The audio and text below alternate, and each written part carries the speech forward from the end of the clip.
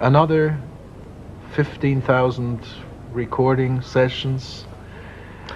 Not these days. You know how things have changed. I don't. That's why I'm asking you. The machines are here. Oh, you mean they've got bass, not only drum machines, but they got bass? They were the first. Sure. Oh yeah. I mean, we have to live with that. So things are different. Well, but I mean, I can imagine that there are some bass players that might be out of work because of some computer bass tracks, but I can't really imagine that would concern you. It affects everyone. Everyone's work has gone down. Hopefully, if one has done one's homework, one can continue to pick and choose what to do. But it has affected everyone from the very top on down, more or less. Everyone has to be aware of what has happened. And basically what that means is you just continue to study and hopefully play better.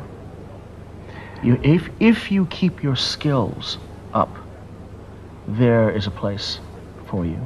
If you don't, then there isn't. Very, very simple equation. But is it really, do you find that there are some bass tracks that are computerized that are really acceptable for your standard of jazz musicianship? Basically, no. I'm not talking about these, jingles or things like that, but is it happening in jazz? Where you find a superior talent behind the machine, you can get superior performance out of the machine. Unfortunately, often the talent behind the machine is inferior. So naturally what comes out is inferior. But would that mean that you would have to start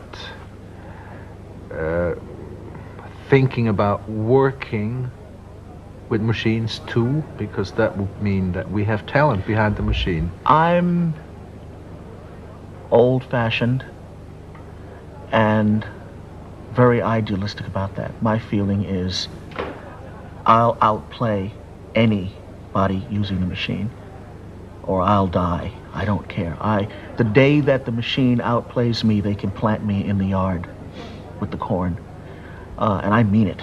I'm very serious. I will not permit myself to be outplayed by someone using the machine. I'm just not going to permit that. And it can cause a lot of grief. It can cause a lot of sleepless nights. But at the end of the day, I'm a bass player, and nobody behind the machine is going to outplay me on my instrument. Welcome you guys back on here. If you're new, consider subscribing, liking, and also share this video. So there has been very sad news. The great bass guitarist James Jamerson, a man who was born on 23rd June 1952 in New York City, he has died at the age of 72 after a lifetime of acclaimed session work and performances with countless musical luminaries. Like you saw at the beginning of this video, this is a man who was highly respected, a legend within bars, and of course a man who has worked a lot for the music industry. Beginning on the piano and the guitar in his youth, James Jamerson was drawn to the electric bars through the influence of Motown's legendary bassist James Jamerson.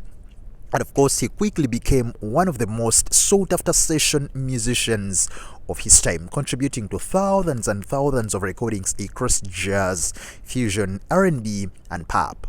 Perhaps his most enduring legacy lies in his bold reimagining of the bass instrument. It's so frustrated by the limitations of the traditional 4-string bass and experimenting with lower turnings on a regular 4-string. Jamerson conceived and championed the 6-string contrabass guitar, expanding the tonal and harmonic possibilities of the instrument, working closely with the Brooklyn-based custom bass luthiers, that is Fodera. These experiments resulted into the company issuing the first James Jamerson signature model, Contrabass model, in 1984, which was followed in 1989 by the hugely influential single cutaway model, also known as James Jamerson Presentation Contrabass guitar. But of course, Despite his enormous output, over 3,000 sessions and more than 500 albums, he remained dedicated to his craft, constantly refining ideas and elevating, each musical context he endured. His humility can't be talked about more, and of course, they are saying that in his later years, he faced serious health challenges, including a diagnosis of Parkinson's disease and the aftermath of strokes, which eventually curtailed his live performances. A benefit consult was held early on in 2025, which underscored the respect and admiration the music community had for him. We are praying for his family, friends, the fans, and everyone who knew and loved the legend. Rest in power, King.